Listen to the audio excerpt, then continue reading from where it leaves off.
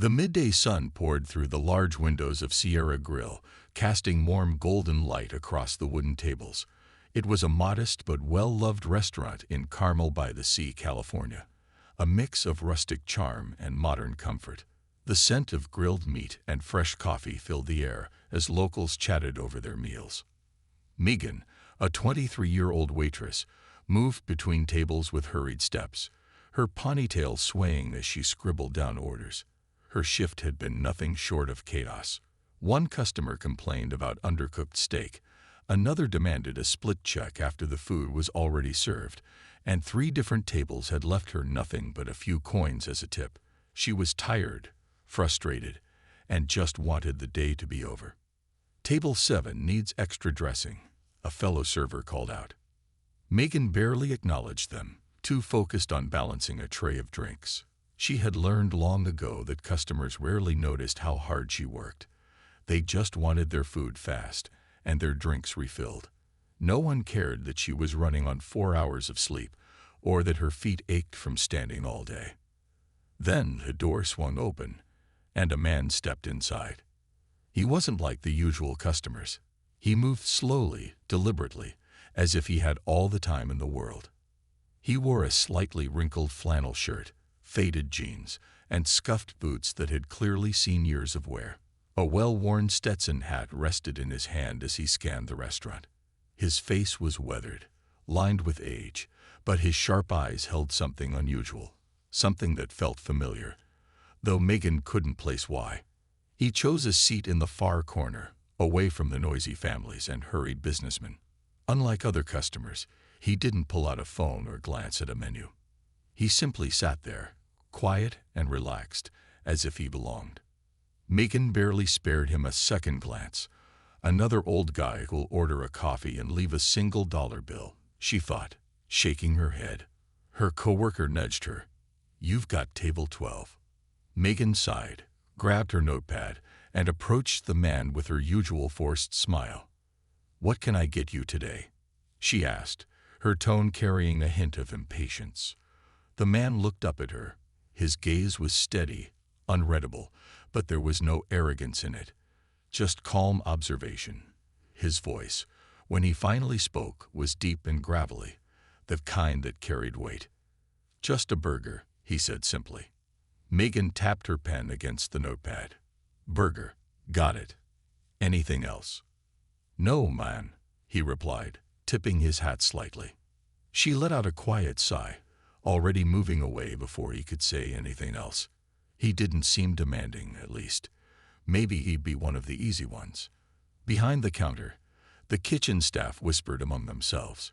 One of the younger servers stole a glance at the man, his eyes widening slightly.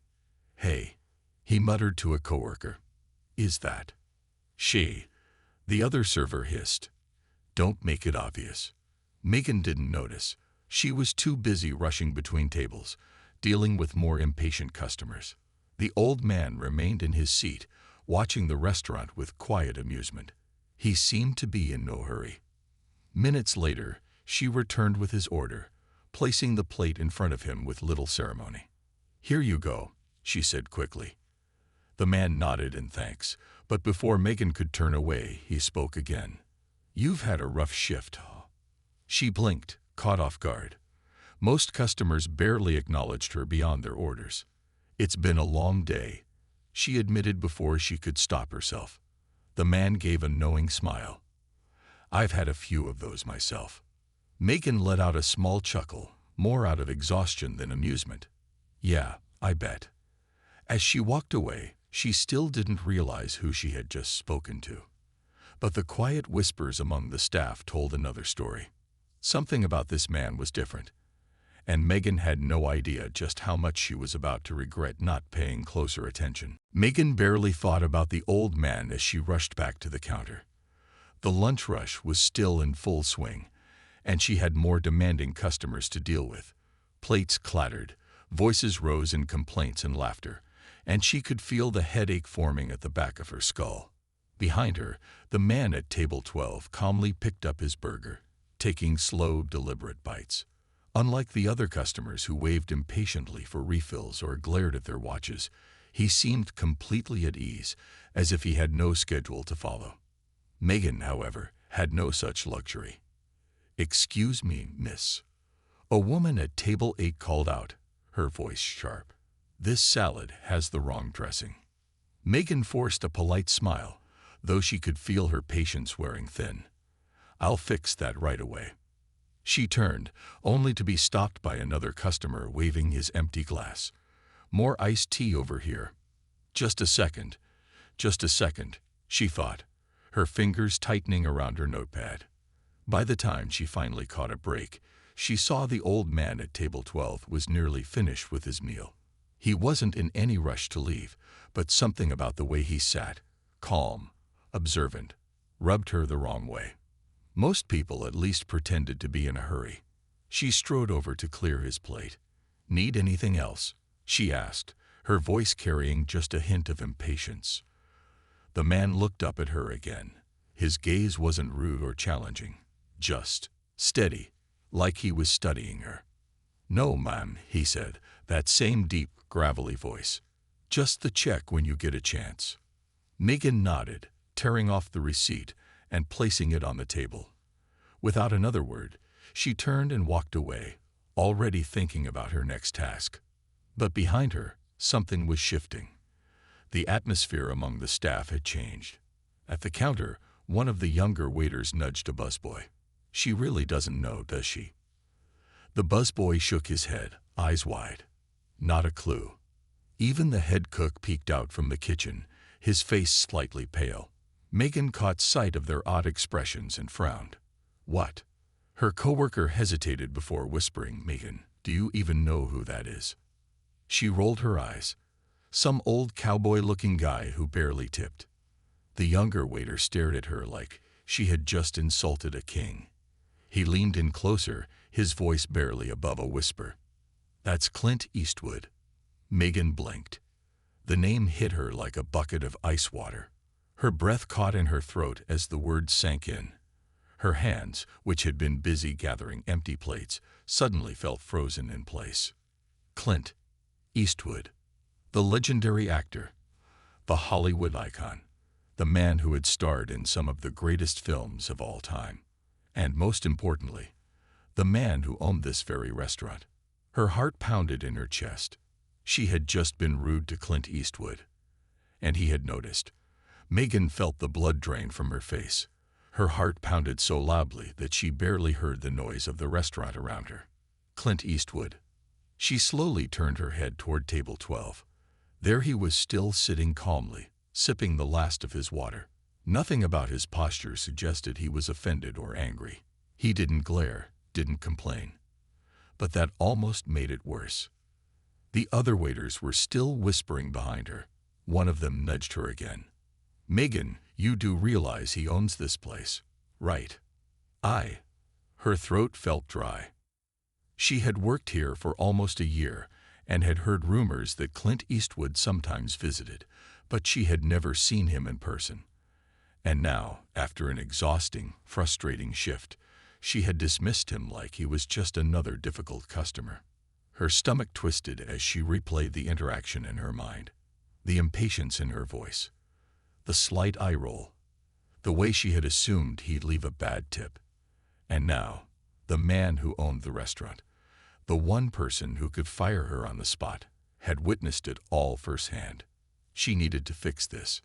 Taking a deep breath, she straightened her apron and walked back toward table 12, forcing her best customer service smile.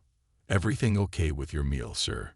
she asked, her voice suddenly much more polite. Clint Eastwood set down his glass, looking up at her with the same unreadable expression. "Burger was great," he said. Megan hesitated, shifting on her feet. Sorry if I was a little short earlier. It's been a long shift." For a long moment, Clint didn't respond. Then, the corners of his lips lifted just slightly. "I've had a few of those myself," he said. Megan let out a nervous laugh, but inside, she was still panicking. Was he just being polite? Did he really let it go? Or was he the type to handle things quietly, in his own way? She had no idea. But as he pulled a few bills from his wallet and set them on the table, she caught sight of the tip, far more than she had expected. Her breath hitched. Then, without another word, Clint Eastwood stood, tipped his hat slightly, and walked toward the door. Megan stayed frozen in place, staring after him. The moment the door shut behind him, her coworkers rushed over. "Did you see how much he tipped?" One whispered. "Do you think he's mad?" Another asked. Megan swallowed hard. She had no idea. But one thing was certain. She had just made a mistake she wouldn't soon forget. Megan stood motionless, her fingers gripping the edge of the table as she stared at the door Clint Eastwood had just walked through. The tip still lay there, crisp bills that seemed to mock her. It was a generous amount, far more than she deserved after how she had treated him. Her coworkers kept whispering behind her. "Do you think he's going to tell the manager?" one of them asked. "Maybe he's the type to handle things quietly," another replied. Megan swallowed hard. That was what scared her the most. Clint Eastwood wasn't just some ordinary customer. He wasn't even just a Hollywood legend. He was Clint Eastwood, a man known for his cool, calculating nature both on and off the screen. She had no idea if he brushed off their encounter or if this was the kind of mistake that could cost her job. Taking a shaky breath, she snatched the bills from the table and shoved them into her apron pocket. "It's fine," she muttered, more to herself than anyone else. He didn't say anything. He just left. But as she turned to go back to the counter, the restaurant manager, a stocky man in his late 50s, stepped out of his office. His sharp gaze scanned the room before landing directly on Megan. "Can I see you for a second?" His voice was casual, but Megan's stomach twisted into knots. He knows. The other staff exchanged wide-eyed looks, stepping aside as she slowly walked toward the back. Every step felt heavier than the last. Inside the office, the manager shut the door and leaned against his desk, arms crossed. He didn't look angry. He didn't even look disappointed. But something in his expression made Megan's nerves spike. "So," he started, "do you know who that was?" Megan nodded quickly. I didn't at first," she admitted. "I just thought." She stopped herself. What was she going to say? That she assumed he was just another broke old man taking up space. That she had been impatient and dismissive. The manager let out a small sigh and shook his head. "Clint's a good man. He doesn't like to make a scene, but he's also someone who pays attention to everything." Megan's pulse quickened. Did he say something? The manager's lips twitched slightly. "No, and that's exactly why you should be worried." Megan felt her stomach drop. If Clint was really upset, the manager continued, he wouldn't yell. He wouldn't demand you get fired. He'd just handle it in his own way. And trust me, you wouldn't see it coming. The word sent a shiver down Megan's spine. She had no idea what that meant, but she didn't like the sound of it. "So what do I do?" she asked, her voice quieter than before. The manager studied her for a moment before responding. "You wait, and hope he doesn't remember your face the next time he comes in." Megan swallowed hard. The next time. Because Clint Eastwood owned this place. And if he remembered her, she might be in more trouble than she thought. The minutes dragged like hours. Megan returned to her shift, but her hands trembled every time she carried a tray. Every clang of a plate, every door chime signaling a new customer, it all made her jump. Her coworkers kept stealing glances at her, whispering just loud enough for her to catch snippets. "Think she's fired?" "No way, right?" He left a big tip. But what if that was just his way of saying you'll never see me here again? Megan's stomach twisted. She tried to push through, focusing on her remaining tables, forcing a polite smile. But her mind kept circling back to her manager's words. If Clint was really upset, you wouldn't see it coming. She didn't know what that meant. Was she supposed to expect a phone call? A sudden, quiet removal from the schedule? Or worse, was he the type to simply buy the place just to fire one person? That thought made her lightheaded. When her shift finally ended, she lingered in the break room, unsure if she should leave. Part of her considered apologizing again. Maybe finding a way to send a message, make things right. But what if that made it worse? Megan exhaled sharply and grabbed her bag. She had to get out of here. But just as she pushed open the back door leading to the parking lot, she froze. A black SUV sat idling a few feet away. For a second, she convinced herself it was nothing, just a random car. But then the tinted window rolled down, and a familiar voice cut through the night air. "Miss." Megan's breath caught. Clint Eastwood sat in the passenger seat, his expression unreadable, his sharp gaze locking onto hers. Her heart pounded so loudly she swore he could hear it. For a long moment, he just looked at her. Then, in that same calm, gravelly voice, he said something that sent ice down her spine. "You work hard, but you should be careful who you dismiss so easily." The window rolled up. The SUV pulled away. Megan stood frozen in place, her pulse racing. What did that mean? Was it a warning? A lesson? A second chance? She had no idea. But one thing was certain. She would never make the same mistake again. Megan stood in the dimly lit parking lot, her breath shallow, as she watched the black SUV disappear into the night. The words Clint Eastwood had left her with echoed in her mind. "You work hard, but you should be careful who you dismiss so easily." A chill ran down her spine. What did he mean by that? Was it just a warning? A subtle way of telling her she needed to change her attitude? Or was there something more beneath those words? Her legs felt weak as she leaned against the back door of the restaurant, trying to steady herself. She had expected anger, maybe even consequences. But this was different. This was calculated. Clint Eastwood wasn't a man who wasted words. Every line he spoke, whether in a film or real life, was deliberate, and that meant he had chosen those words carefully. The worst part, she had no idea if this was over or if she had just been marked by someone far more powerful than she realized. Her mind raced with possibilities. Would she still have a job tomorrow? Would he come back to the restaurant? Would her manager get a phone call telling him to fire her? Megan swallowed hard and pushed herself off the wall. She needed to go home, clear her head, and figure out what to do next. As she got into her old sedan and started the engine, she couldn't shake the feeling that she had just experienced something far more important than a simple mistake at work. This wasn't just about customer service.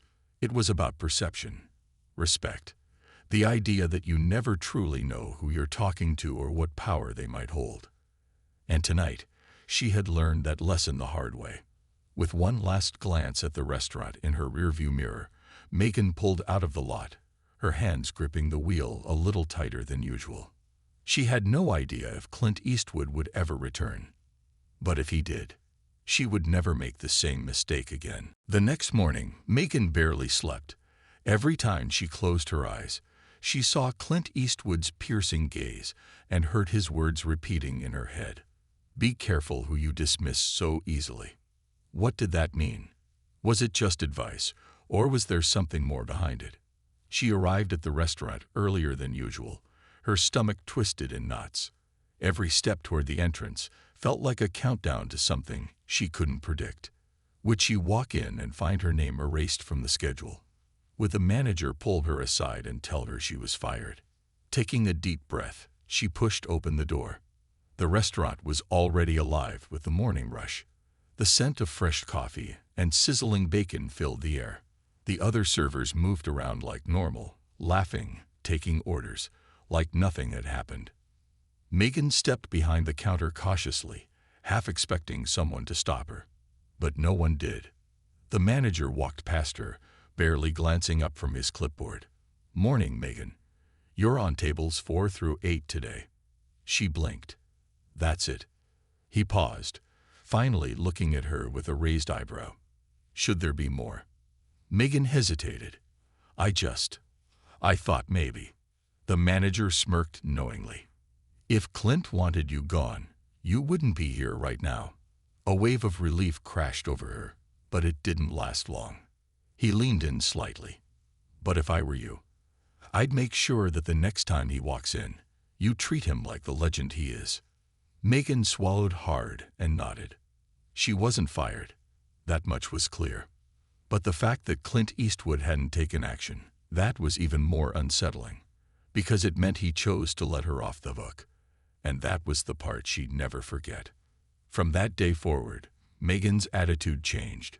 She greeted every customer with genuine respect, no matter how they looked, no matter what they ordered. Because she had learned something that night, something more valuable than any job training could teach her. You never know who you're serving. And sometimes, the quietest people in the room are the ones with the most power. Days passed, then weeks, and despite Megan's constant worry, Clint Eastwood never returned.